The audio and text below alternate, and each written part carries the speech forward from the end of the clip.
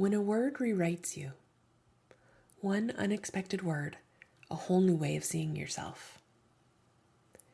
Have you ever received a compliment that didn't fit?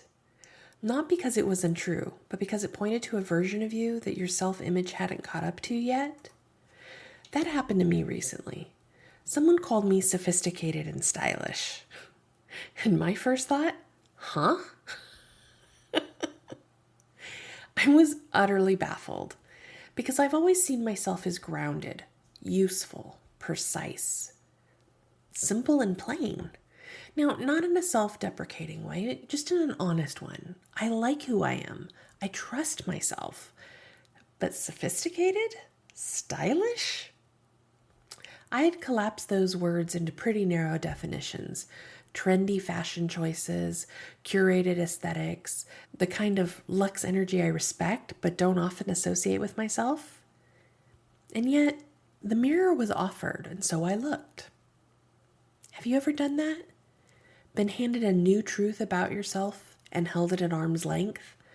Not because it felt wrong, but because it felt big? Like maybe you weren't sure you'd earned it yet? Maybe someone's told you you're magnetic, brilliant, powerful, and something in you recoiled. Not out of shame, but out of unfamiliarity. It can be jarring to realize how small we've kept the definitions of the words that could belong to us. But what if your definition isn't the final one? What if that compliment was simply an invitation to expand? So that's what I started to explore. When I brought my bafflement to a few trusted friends, here's what one offered. Your sense of self, style, appreciation of fine art, music, food, the magic and articulation, the reading, the deep understanding beyond the surface of words, how else would one define style and sophistication?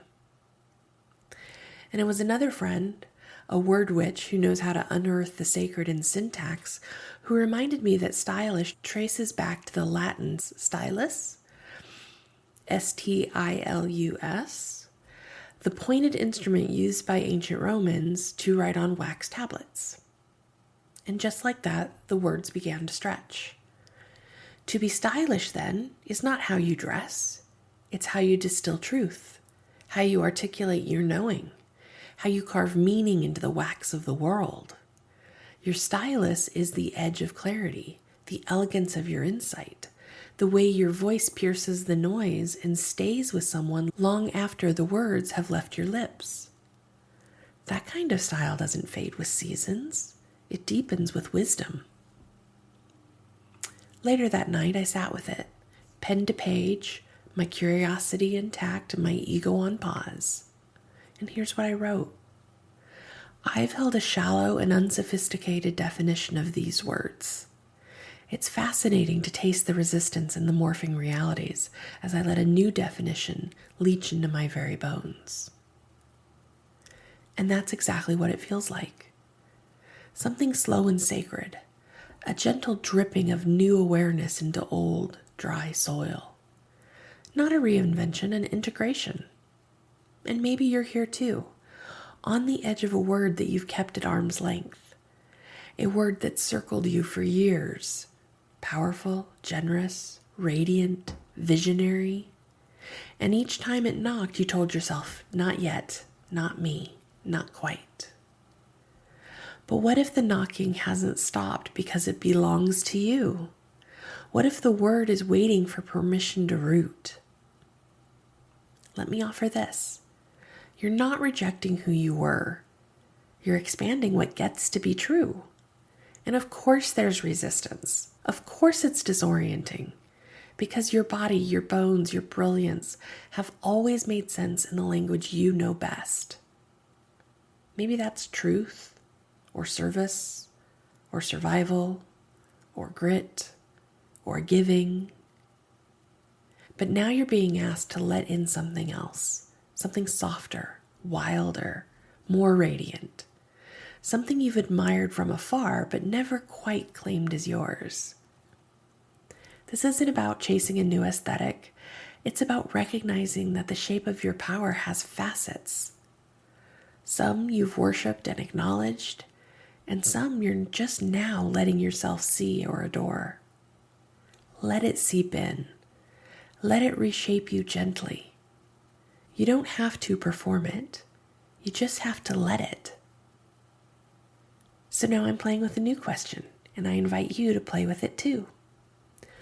What have you decided you're not? Not stylish, not powerful, not radiant, not creative, not ready, not enough? And what if that's just not true? What if your current self-image is accurate but incomplete? What if there's a more expansive definition waiting for you to let it in? Daily affirmation. I let the truth of who I am seep into my bones.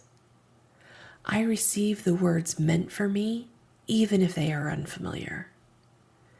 I am ready to be seen through eyes that love me. I expand beyond the limits of old definitions. I am already becoming who I have always been. Postscript. You don't have to earn the words meant for you. You only have to let them in. This too is financial agency, letting your full expression lead, letting your power be felt, letting your self-image rise to meet your soul's reality. Because when you stop shrinking to fit old definitions, you make room for sovereign prophets. And that, beloved, is protest. Postscript.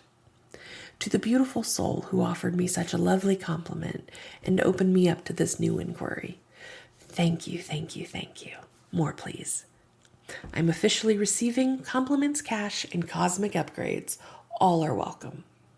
The song of the day, Meet Me in the Mystery by Lizzie,